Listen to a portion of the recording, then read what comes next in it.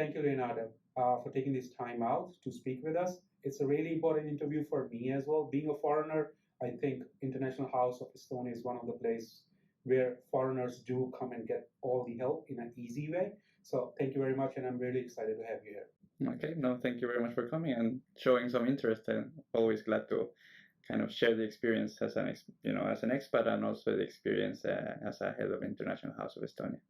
No worries, man. Let's start. But before we go into other questions and find out what actually International House of Estonia is and how it is connected with its parent organization, why don't you tell us about yourself? Like, when did you came to Estonia, and what was the reason you decided to move to Estonia? Mm-hmm. So I am Mexican from origin. I was born in Mexico City, never lived there, and then mostly from a city called Guadalajara. It's 6 million people, so it's quite a difference than coming to Estonia. And I've been here already for 10 years. The first 4 years, maybe a bit more, I was living in Tartu, in the second largest city here in Estonia. And then after that, I found a job where I'm currently at, in the same organization and work in Estonia. And then I moved here, and I've been here like 6 years. And so why did I came to Estonia? Well, it was kind of love migration, I guess, as you would call it. I met my now wife, then girlfriend, in Czech Republic. When I came to Europe for the first time, like that was 12 years ago. Knew nothing about Estonia, just like the capital, because in Spanish is Estonia, Letonia, Lithuania. It just like rhymes, so I just knew it existed, but that was about it. And so I started to come here visit, and then one of the ways to come here was to do my master's. So that's what's kind of the first step for me, coming to Estonia to do my master's at Tartu University on political sciences. Okay, right. So you came here for your master's degree. And you were studying in the University of Tartu at that time? Yes, that is correct. So in the Johann Schutte Institute of Political Sciences, I did a master's on the European Union and Russia studies. Okay. That was, my degree. Okay, and you started working for work in Estonia as a parent organization after 4 years after coming to Estonia, right? Yes, something like that. So the first 2 years was master's. Then after that, I worked for quite a bit in a company called Playtech, IT company, one of the unicorns, because I had English and some IT skills, so that's where I went. But I wanted to actually do something more related to my field, which was political science, governmental affairs, and so on. So I started looking around, and it was after those 2 years that an opportunity came in to be a program manager for the Work in Estonia project. Back then, it was just kind of a one-person show. So I got the opportunity, and that's when I moved to Tallinn. And now it has grown, and we also have the International House, and the rest is history. Okay. Now, can you tell us about the main aim of Work in Estonia, how it helps the foreigners, and how do they attract foreign talent to Estonia as well? Yeah, so back then when I got the first job as a program manager, it was, as I said, one person show, right? There was only one program manager, and mainly was a website called workinestonia.com, where we have some of the job offers in English, and we try to promote Estonia as a location where people could come and work and live. And we were doing that under the kind of foreign direct investment agency. And because in order to attract investments, you need human capital. So that was kind of the whole idea.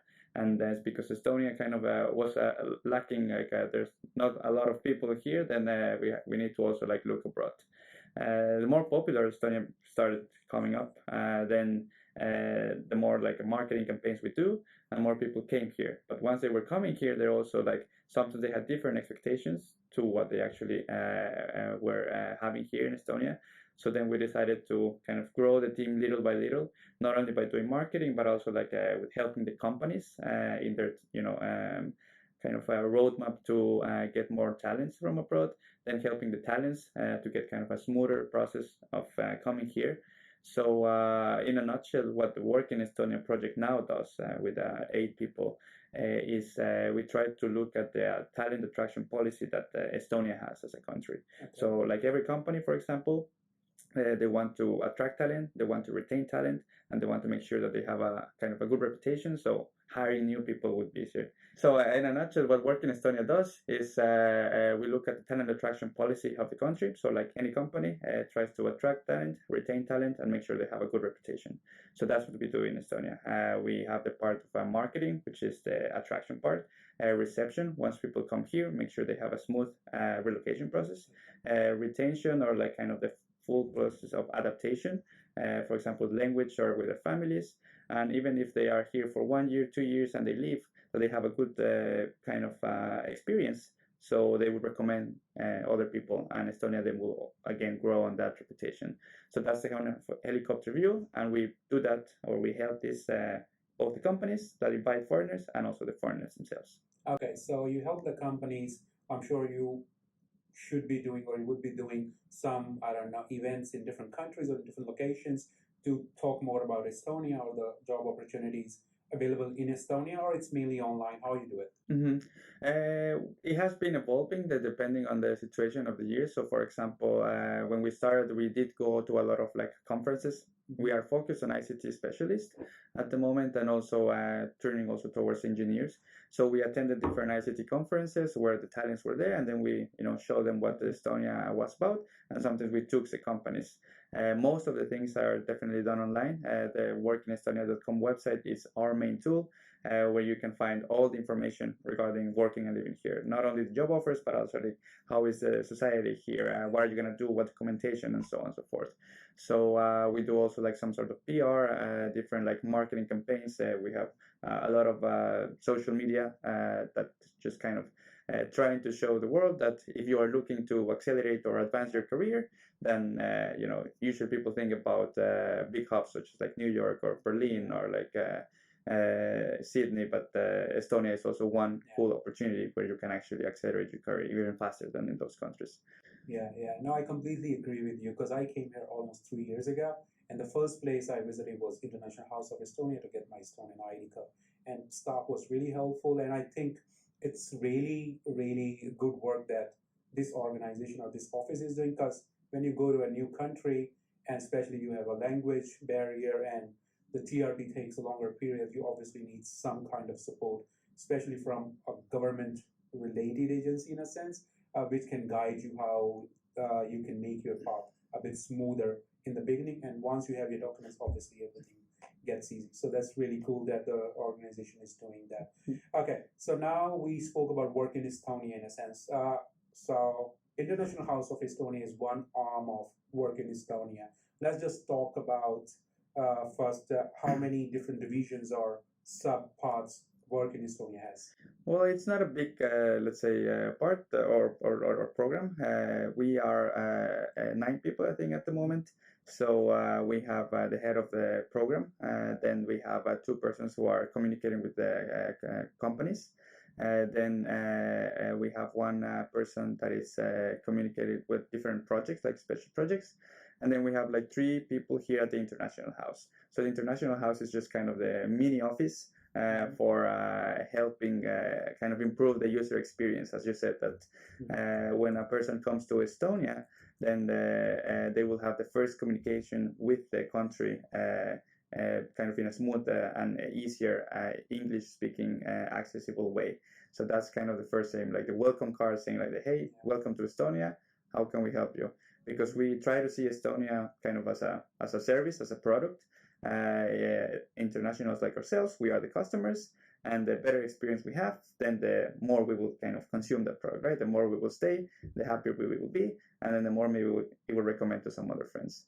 So and that's basically the gist of it. Is just like the only like mini subgroup is the International House of Estonia, but it's not only my team of let's say 2 counseling specialists plus me, but actually maybe I'm skipping ahead to another question, but the International House is also a collaboration between different governmental offices. So we borrow different officials from like 6 or 7 different organizations, and they are just in rotating basis around like 25, 30 people who we invite here to work every now and then. So now you are reaching to my next question, where I want to know like what are the other government officials from different offices that are coming here, maybe on a weekly or bi-weekly basis, to help these foreigners. If you can give us the details about that. Yeah, definitely. So start from the most popular of the services, which is the police and border guard. Those are the ones that issue the residence permits and also answer all the migration questions. So 50% of the queries are from the migration-related issues or questions. So they are the first and one of the most important partners we have. Then we have the city of Tallinn, and we have two divisions of them. One of them is the business division, so they help with any consultations about how to open a business, make you open your own startup, and so on. And then we have the vital statistics department, which are the ones that register your address, for example, or give you an ID code, which is also one necessary thing that you have to do once you come to Estonia. So we have also the unemployment insurance fund. Questions perhaps you want to have a career shift, or perhaps you are unemployed and you want to learn, or some people come with their spouses, whether a wife or husband at home, then maybe they also want to start investigating what they could do here professionally. We have Integration Foundation, which also the most important question that covers is Estonian language. A lot of people like showing more interest to get this Estonian language, so they really like it. Yeah. And for example, today we had the health board.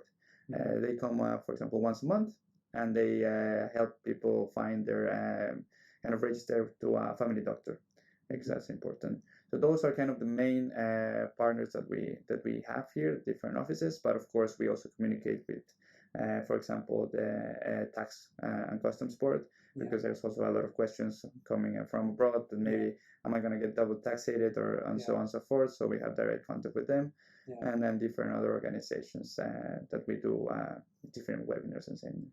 Okay, so International House of Estonia is like kind of a one place service center where all the important questions or consultations are provided for the foreigner especially, right? Yes, we call it one-stop shop. The one-stop shop, that we would love to have kind of all the services in one single place at the same time. That would be the ideal.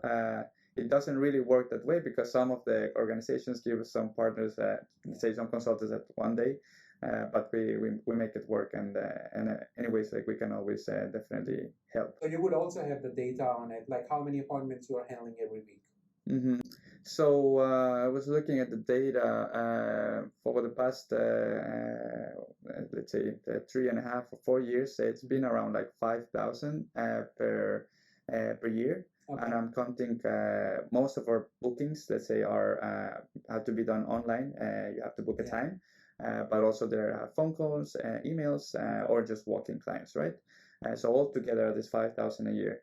And when we're talking about the days that we are open, which is Tuesdays, Wednesdays, and Thursdays from 9 to 5, then I guess we're talking about 15 to 25 people, per day. Okay. I think so. Depending on the time, like in summer is way less. Sometimes we get a lot of questions via email. Sometimes it's fully booked, sometimes it's not. So, but I guess roughly, between 15 to 25 people, and that's only counting the kind of individual questions. In addition to that, we have the group seminars, webinars, language cafes, and other group activities. So your office and your team has been quite busy helping these foreigners out and answering these questions. And also you guys are, taking questions for other offices who are not available every single day, but as we discussed, on a weekly or bi-weekly basis. Yeah, so basically you can always ask the question as an international. We are more than happy to attend, like even by phone. It's not only those 3 days that I mentioned, but phone or email. We work Monday to Fridays, like usual business hours. It just might be that if it's a very specific question about, let's say, taxes, then we will hand the question over to the specific person, but at least you don't have to look it for yourself, right? Like because sometimes you don't even know which office to turn, or sometimes a person thinks maybe we have this a lot. They come to the business consultation, but actually they don't have a business question; they have a tax question. So when we call them and just to confirm, then and we understand that okay, the question is not related to that, then we move them to the right direction.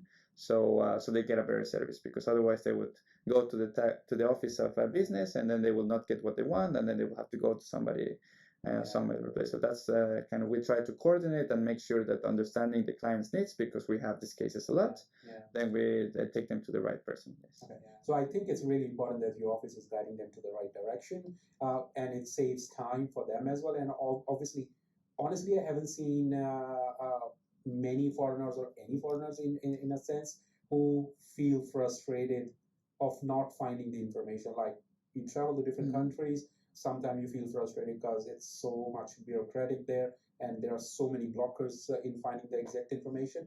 Honestly, I haven't felt it myself, and I haven't seen any foreigners like complaining too much about it. Obviously, there are cases here and there, but it's not a trend that is not being improved. So that's really good that International House of Estonia, in that sense, is doing a really good job and connecting these different public offices with with the clients or the people who are looking for that information. Yeah, I think it's if I compare it also when the time 10 years ago when I came, and there was nothing, there was no there was even not the Work in Estonia website. There was no support in English in the offices, like etc. And now that I can help others, not experience, what I had, then it's great. And I think from you, like the help also is to spread the word, because we have more capacity. We can answer more questions. We can help more people.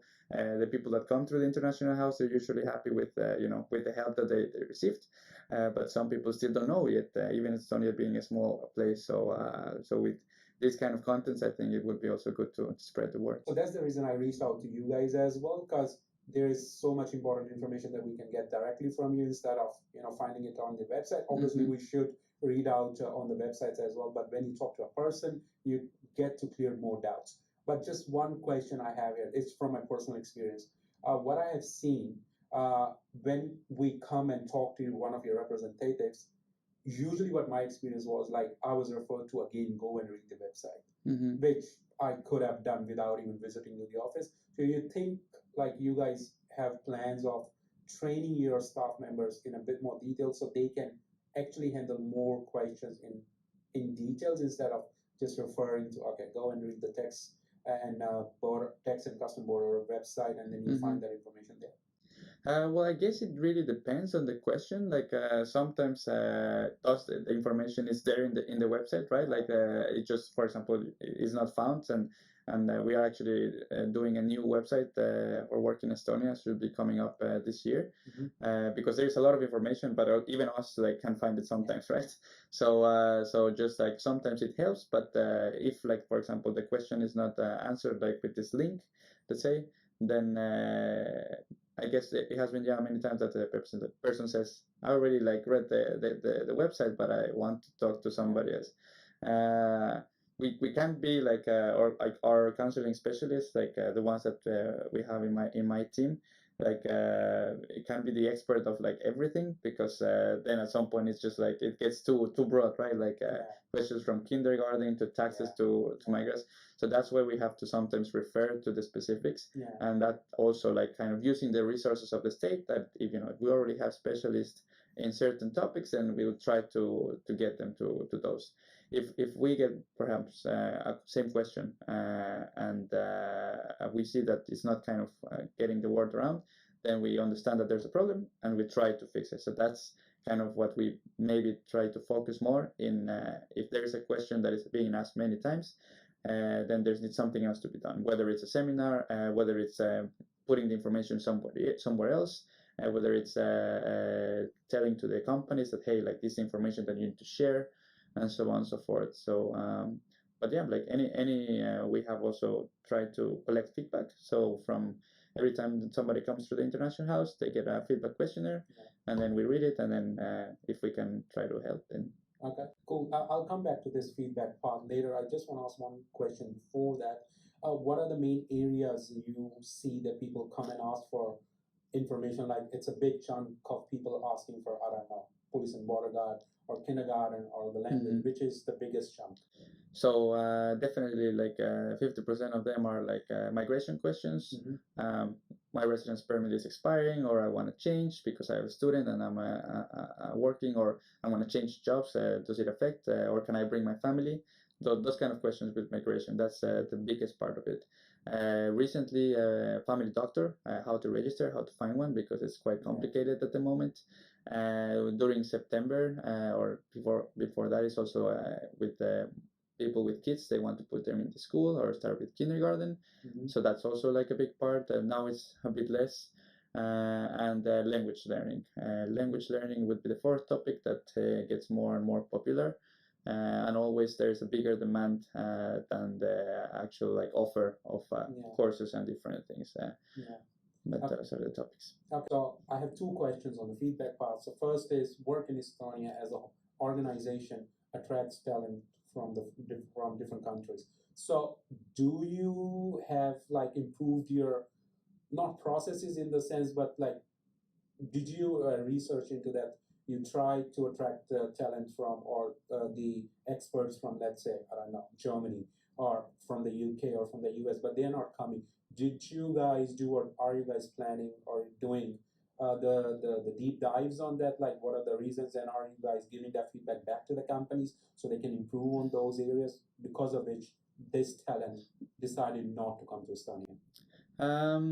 Well, yes and no, I guess, because, well, first of all, like we or the program kind of works for the companies, right? Like the companies are the ones that need the international talents. So we, as a country, we're just kind of helping them in, the companies, each of them like cannot do like these marketing campaigns like so big. So we kind of help in that sense, right?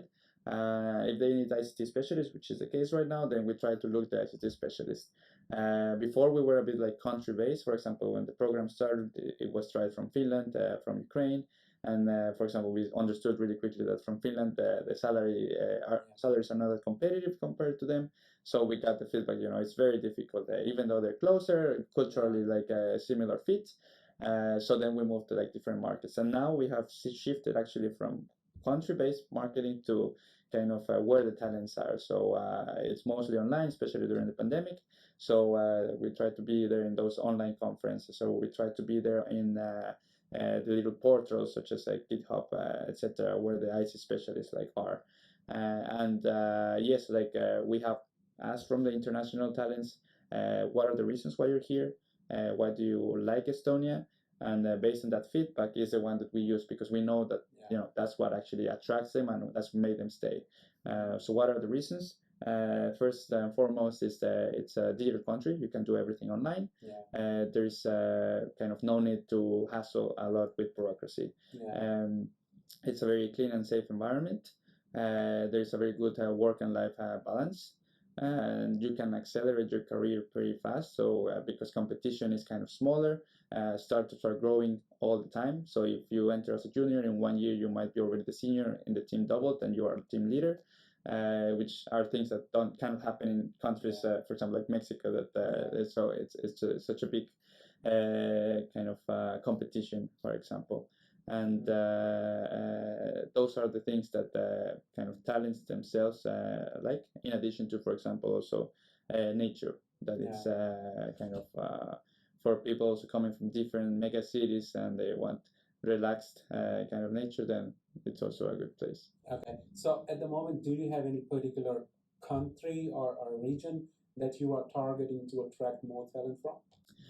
We don't. As I said, like now we are looking at where the talents are kind of virtually, which could be like and more like topic based. So if the companies tell us, for example, we need Ruby developers, then we go to the Ruby conferences, wherever that might be, or to where we can find them.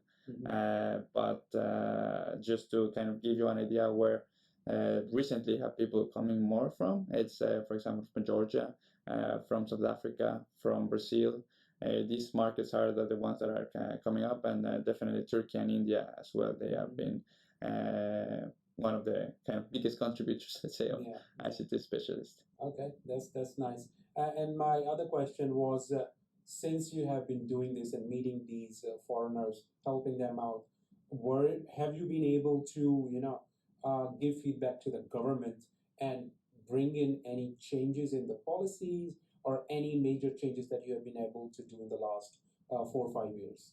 Yeah, definitely, because well, we are so our agency or the Work in Estonia program is part of a bigger organization called Enterprise Estonia, Yeah. and then we are under the Ministry of Economic Affairs, right? Mhm. So many times, for example, we have like done some sort of feedback round for the legislation about the act that regulates migration, for example. If they want to put, I don't know, like a very high amount of salary criterion, Yeah. then we don't find it that it's the right thing to do, then then we give them feedback, right? We have we did a lot of cooperation with the Ministry of Interior and also the Ministry of Culture in regards to the settling program. Perhaps Yeah. you've heard about it. Yeah. And also participating myself, and then also giving feedback on how it should be. And so yeah, it's part of it, the process. And as I say, like we want to make sure that the experience, the let's say the customer journey of internationals in Estonia would be as positive as it is. And then if we see that there is some like kind of downgrades or downsides or issues, Yeah. then we give feedback to the corresponding authorities in order for it to improve it. Sometimes it takes years to make a change. Yeah. Sometimes it's something easier. So, what are the plans of work in Estonia in next 2 to 5 years? Anything, any major areas you're looking into, any major change that you are trying to bring in the next 5 years? So definitely one important thing is that before we were completely focused on ICT specialists, but now we have included engineers because the companies also have given feedback that engineers are needed in Estonia, highly qualified engineers. So so we're gonna shift that. There's gonna be now a tool like a Spring approach. Then as far as it concerns with the International House and Work in Estonia project, there's gonna be the new website, hopefully coming up soon. Which is I guess every 2 years we could do our revamp. So this should be like the latest and newest and nicest, you know. And that includes also a new booking system for the International House. And we're gonna have a new relocation guide as well. You know, this little booklet where you have like all the information, a very nice, like easy reading about what is Estonia, the history, the transportation, education, the healthcare system, everything.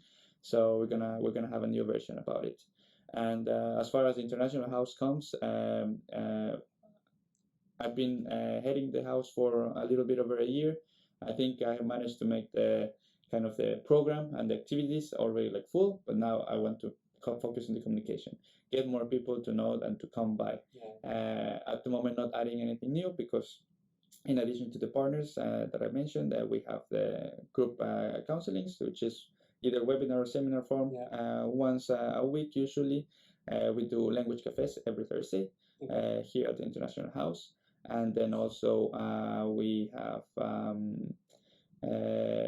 the settling program coming, for example, on Fridays.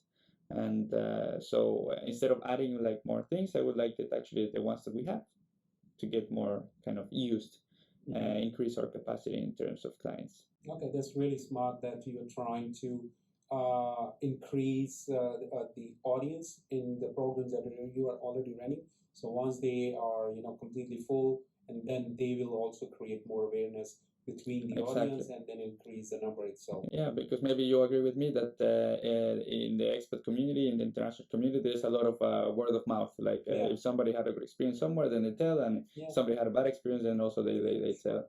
And one kind of interesting project that we have is the spouse program because when you were talking about like feedback of the companies, one of the feedback that we receive from expats and companies is that people coming with families, the wife or husband who was usually same as qualified as the one that got hired, they didn't have an activity, a professional activity in Estonia. And if they are sitting at home, no network, bored, then they would most likely leave or move to the next country, right? So now we offer we have groups of 15 people. This year is going to be 6 groups in total, where we help those spouses find a meaningful professional activity in Estonia. So another new company will win because they will get a highly qualified specialist. They will not move out. They will have a good experience, and perhaps they will even recommend to somebody else. And that one also happens at the International House, and we have them on Mondays and Wednesdays, for example. Okay, that's really interesting. But can you tell us more about this program? Like, What actually is involved in this program? So this program is a 6-session program, which includes a kind of an overview of the working market, but overview of the working market. Then it includes also like some mentoring sessions, individual consultations with the program managers and also with the unemployment insurance fund, so they can understand how can they apply their skills in Estonia, if they are applicable, or maybe they have to reinvent themselves, because that's the name of the program, reinvent yourself. Moving to a new country, it might mean that you can't do whatever you were doing before. It also includes visiting companies, companies coming to talk to them about what they do, how they work, getting them to, how does CV, LinkedIn, and all these tools that nowadays exist in Estonia to find a job, that they actually know how to implement them. And so most importantly also is the fact that they are together with other 14 people who are in the same situation, and that who have people working in different companies, right? Their husbands or their wives. So if they have made the match, like, oh yes, like you are IT, I know my husband works in that IT company, maybe perhaps, and he was looking for what you are doing, right? And just vice versa. So it has been very popular, and just it was this Wednesday when we hosted the first alumni event. 170 people have finished. On the alumni event, we have a bit over 40 people, but it's really like warming to hear how their experience in Estonia was positively changed by attending this, and they grew their network, they have friends, and over half of them have found the jobs. So that's a really cool program, yeah. That we just spoke about the spouse program, right? So it is mainly for spouses who are still not, who still have not found a job, or is it for spouses who are looking to change a job as well? It's mainly for those that have not found, that are trying to look for a job and have not found it yet. Yes. Okay, right. That's kind of one of the criteria. Just that at the moment you have to be looking for opportunities. Or Okay, right. And in this, it's mainly with the IT skills or all the fields? No, well, the people who participate in the project are really completely from all spheres. We have had engineers, we have had ICT specialists, we have had people who are psychologists, who work at government, who organize, who are doctors and nurses, like in aviation field. Like it's completely from different parts, and that's what makes it like also sometimes very difficult. Because whatever the field was in their home country, it might be completely also like impossible even to find it here, or because of the language, right? They are newcomers, they don't have the language. Nurses, doctors, for example, then they have to truly reinvent themselves. And the thing is that we don't only help them or try to help them find a job, but it's also perhaps you want to go into a PhD studies, or perhaps you want to volunteer, or perhaps you want to open your own business. There's also many people who have opened their own businesses, and they are working, and they come and tell their experience. So the thing is that for you to find an activity in Estonia, so you actually stay and are useful to, let's say, a contributing member of society. Okay, that's really interesting. And I think again, I'm just repeating the same thing again and again. I think International House of Estonia is a place where most of the foreigners can find help, and it's really easy to come here and ask questions. And now with these new programs, I think it's just gonna become more, a vital part of the expat community as well, because I'm sure they are the people who are sharing their experience. They are also spreading the word with their friends to come here and find help. So thank you very much, Leonardo. It was really helpful talking to you and finding all this information, because I even actually didn't know half of this information, because it's been like a couple of years since I have visited this. But I really appreciate whatever the work that you're putting in, and with these creative ideas, I'm sure you're going to help a lot more expats. Thank you very much for your time. No, thank you very much for showing the interest, and glad that we can help. And then if it's good also to hear that you have been using the service, and you liked it, and it's only good to help spread the word. All right, thank you. Thank you.